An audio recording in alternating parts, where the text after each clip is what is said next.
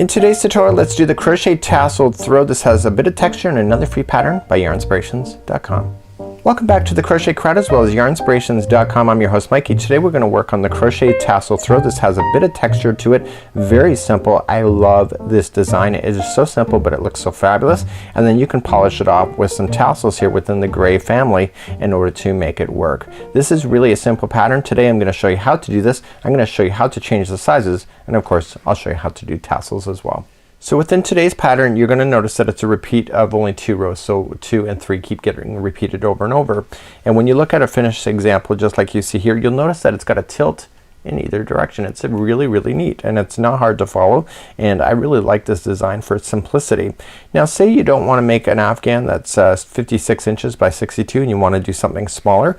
The multiples on this, I figured it out, were multiples of 10 plus 6. So you could chain in multiples of 10, so 10, 20, 30, 40, and then once you're satisfied with that you add 6 to the chain in order to keep the balance that you see within the project. You're going to need a 5.5 millimeter size I crochet hook today, and we're going to be using Caron 1 pound yarn in order to being able to feature this project. So you'll get a lot of usage out of this, and for the whole big size of itself, the dark gray, 3 balls, and then just if you want to do the tassel work, of course it's 1 ball, and the tassel work at the end will come at the end of this video.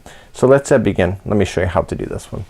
So let's begin to do this pattern. So the multiples, as I said, is 10 plus 6, so multiples of 10, so keep going in tens, and then add 6 at the end, or you can just follow the pattern and it's 156. So what you can do is that I'm just going to do the multiples of 10 as a sample, and you just want to chain. So 1, 2, 3, 4, and 5. So either do a chaining of 10 plus 6 or do 156, and I'll see you at the end of that chain. For myself I'm doing the multiples of 10, so I have 20 here on the chain already, and when I'm satisfied with the length I just have to add 6. So that's your multiples of 10 plus 6. So 1, 2, 3, 4, 5, and 6. So let's go for row number 1. Second chain from the hook, so 1 and 2, count back, just get the back loop only, and I want you to single crochet in each of the chains going all the way across. So just going across your chain as a single crochet in order to get your pattern established. And I'll see you at the end of this chain.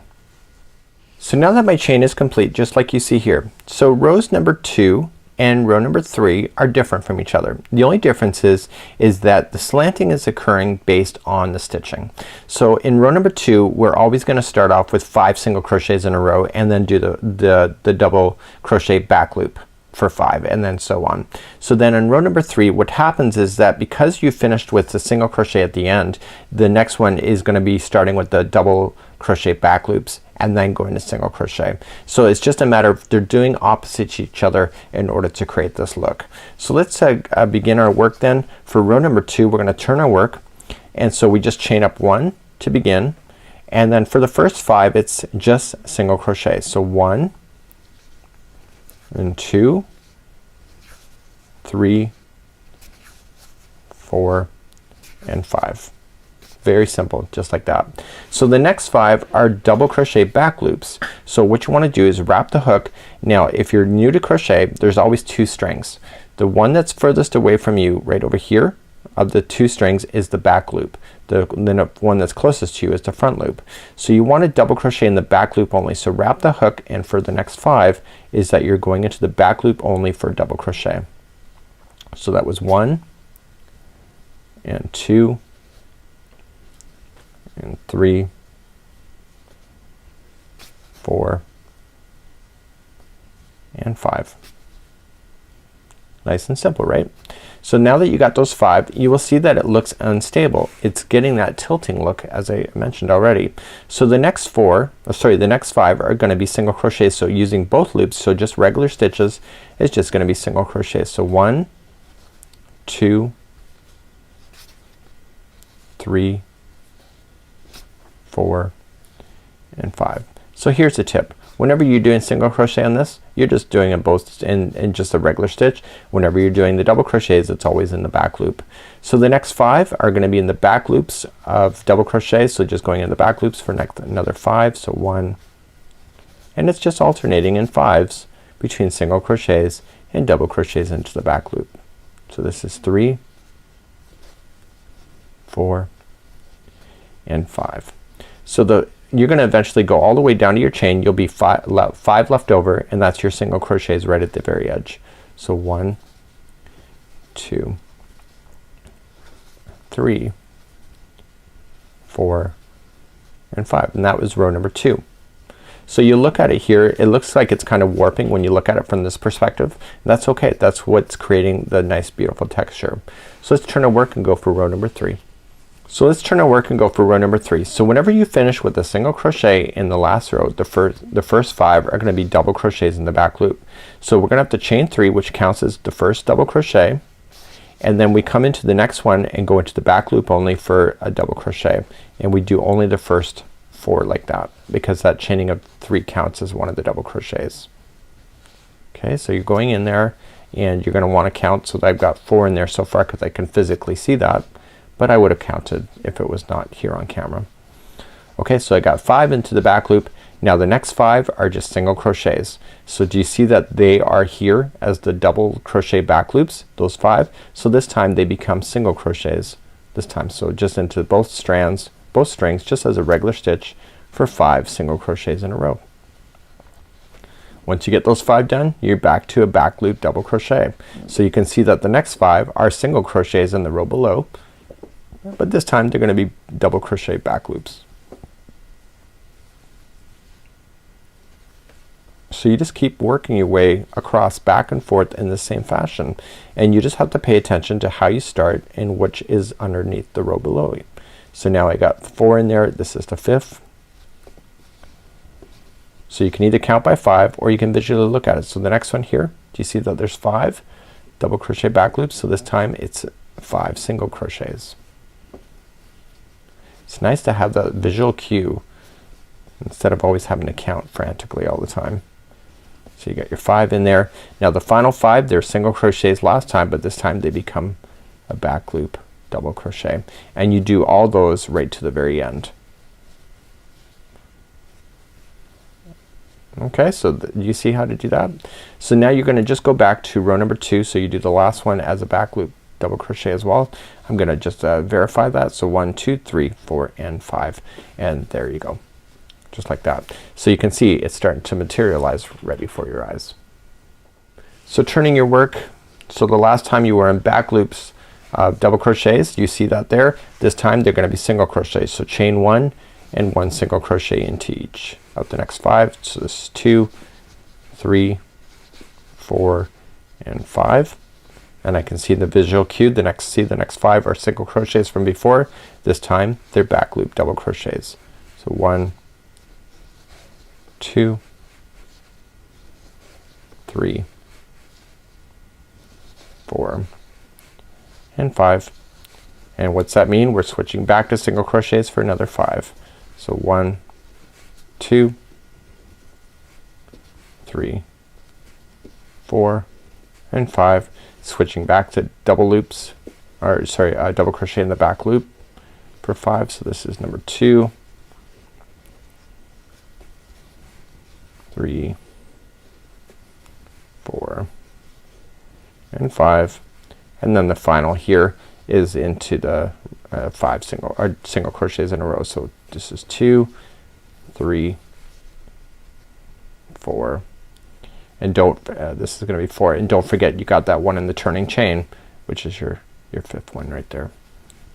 Okay, so that's all you got to do. So in the next part of this tutorial I'm gonna show you how to do the tassels. You can do this for a total of 62 inches in the height if you want to match it, or just go as long as you want to, and if you want to change sizes, of course the multiples were 10 plus 6. So let's move on to show you how to do tassels next. Hey there, and welcome to Yarnspirations.com. Let's talk tassels, specifically the glorious fat tassel that we're going to attach to the Keep It Simple Knit Super Scarf. I used Bernat roving, and following the instructions in the pattern, I cut a piece of cardboard that was 10 inches tall. Now the width doesn't matter a whole lot, but you want it wide enough that the tassel, while you're making it, doesn't fall off the side. So wider is better, width doesn't really matter.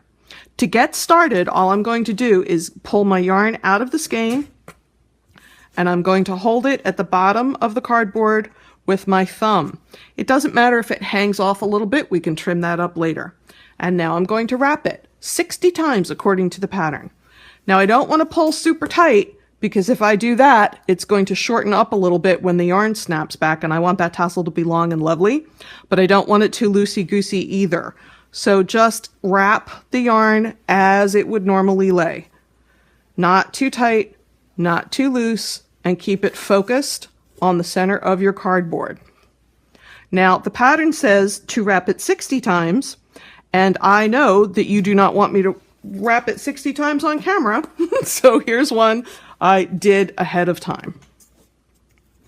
So you can see it's big and fat, and I have 60 wraps on there. All I'm going to do now is cut the yarn that's attached to the skein and leave it hanging. The next thing I'm going to do is cut a good long piece, maybe 15-16 inches of the yarn, so I can secure the top. All I need to do is get it under all of those wraps. See, I'm sliding it under, and I'm pulling it to the very, very top, and get it so the sort of the center of the yarn is right under the tassel, and tie it very tightly, at least twice. So one really tight. I'm using just an overhand knot, but I want to make sure this doesn't fall apart when I take it off the cardboard. So make sure that first knot is really tight, and then boom, make the second knot tight. Now the next thing I'm going to do is cut across the bottom. In the same way I got the yarn under the fold, I want to get the scissor under the fold. You got to get it all the way under there and as close to the edge as you possibly can. Just cut it across. Now, it doesn't matter if it's not completely perfect, because you will even it up when you're done. Okay, now I can dispose of the cardboard. I don't need it anymore. I'm going to cut one more really long piece of yarn to finish off the top. Again, too long is easy, too short is problematic. So I'm holding my knot at the top, and I want to keep those strands off to the side because I'm going to use those to attach the tassel to the scarf. I'm going to go maybe 1.5 inches down, going to leave some yarn hanging, and I'm going to wrap right over my fingers, at least twice, but more is better. 2, let's do 3 or 4. 3, 4. Okay, and I tightened it up so that that top of that tassel puffs out very nicely. Now I'm going to find the other end, the end I started with, and I'm going to cut off some excess just so it's easier to work with. And I'm going to I'm going to tie 2 knots. 1, 2. Now all I need to do with that excess yarn, I don't have to weave it in or anything crazy like that. I can just leave it hanging and neaten it up. So there's my tassel. Once again, keeping my strands that I'm going to attach with up to the top so I don't cut them. I can look at the bottom, and just if anything's hanging out and makes me unhappy, and just trim it off with the scissors. Also, as you wear your scarf, because you're going to get a lot of wear out of this scarf, if the ends get a little ragged, you just trim them off. So there is our tassel for the simple, keep it simple knit super scarf. So now I have this very cool tassel that I made, and I want to attach it to our Keep It Simple knit super scarf. I have to tell you that tassel attachment is more of an art than a science, so I'm going to show you how I would do it. But if you find a different or better way, knock yourself out. What you don't want to have to do is to weave in 12 million ends. So we left that long strand on the top to attach with. I'm going to grab the place where I want to attach the tassel, and I'm just going to stick a crochet hook in it. It doesn't matter what size crochet hook. I wanted a pretty sizable one because this is pretty thick yarn. So I'm going to pull it through, and then I'm going to stick my crochet hook through the center of the tassel where we put the original strand. I'm going to pull it through. Again, if it's not exactly in the center, not a big deal. You just want to get it through in there so it's sturdily attached. Okay, and then I'm going to pull it through one more time. This time I'm going to go this direction. Again, more art than science. The idea is merely that it's on there in a pretty sturdy fashion. And now to get rid of these extra ends, I'm going to try and hide them right in here. So I'm going to put the hook from bottom to top through the strand that is holding the top of the tassel together. And I'm going to pull it through.